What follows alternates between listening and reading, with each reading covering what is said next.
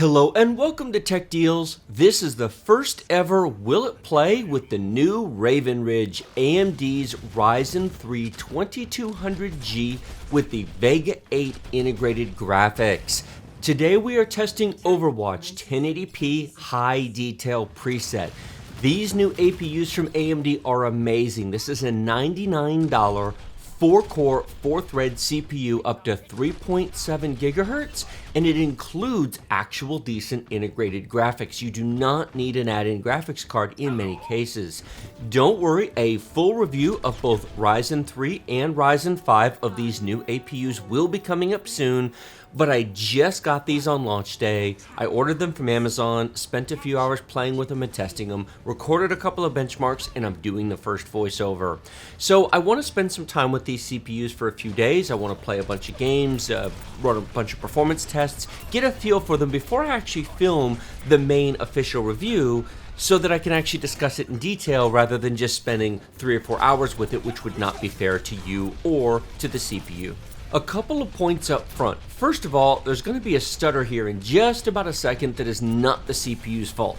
This is my Elgato 4K 60 Pro capture card that is still not running properly, unfortunately.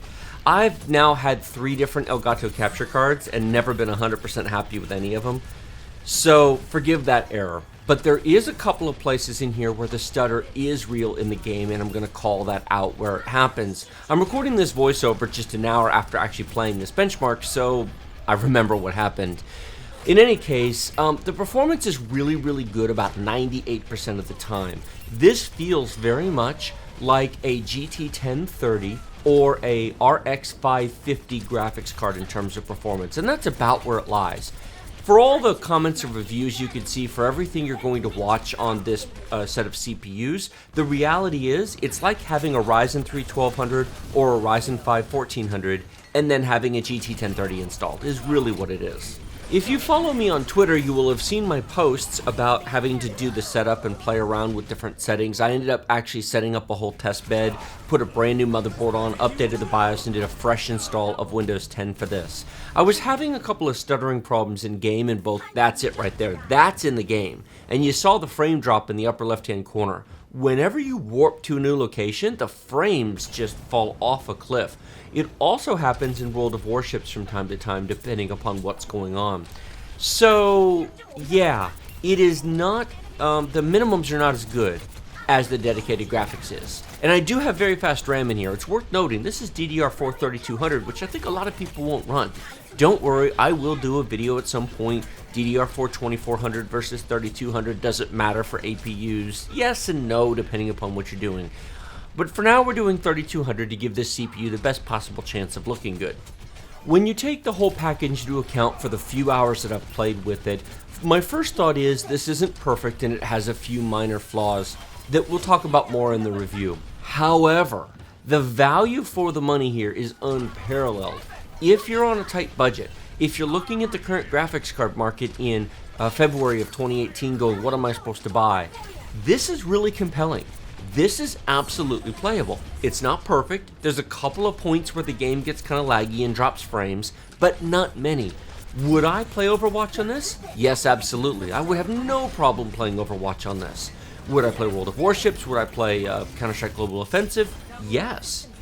You just have to realize that it is in fact not a dedicated graphics card, and so it's got a couple of limitations and a couple of lag points in it that the dedicated graphics card doesn't have.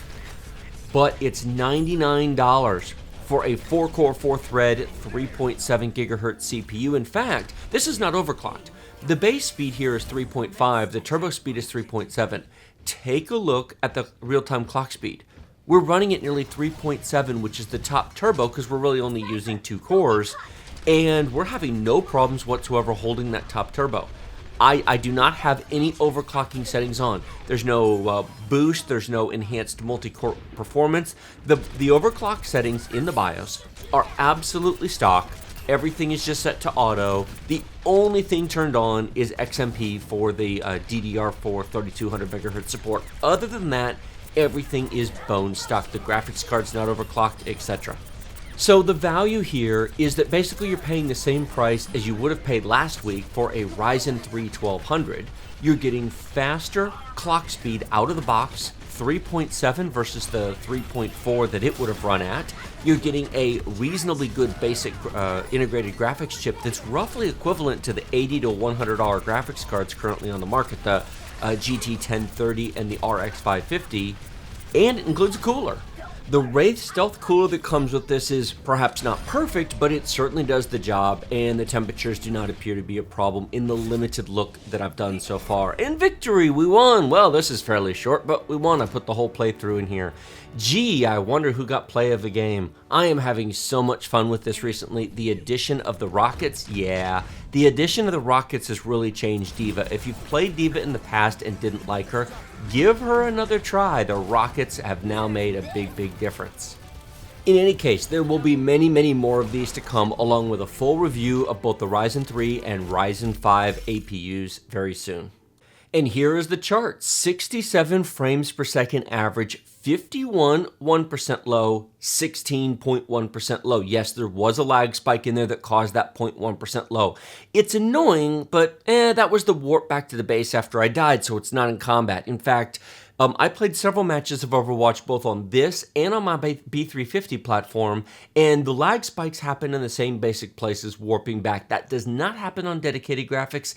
It's not a big deal in my opinion. This is amazing performance.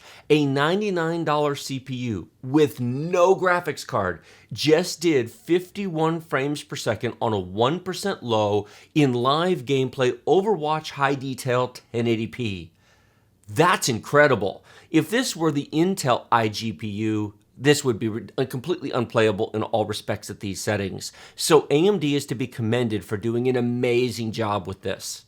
Full review coming soon. Like this video if you like it, share it with your friends if you loved it. Remember to subscribe to my channel with the big huge red button directly below. Post your comments below the video and look at the links in the video description. Links to this and the Ryzen 5 version of this chip. Links eventually when it's done to the full review of this CPU, and then also link to the full playlist of the Will It Play video series on my channel so you can check out all the other stuff that I've tested. Thank you so much for watching. I will see you in the next video.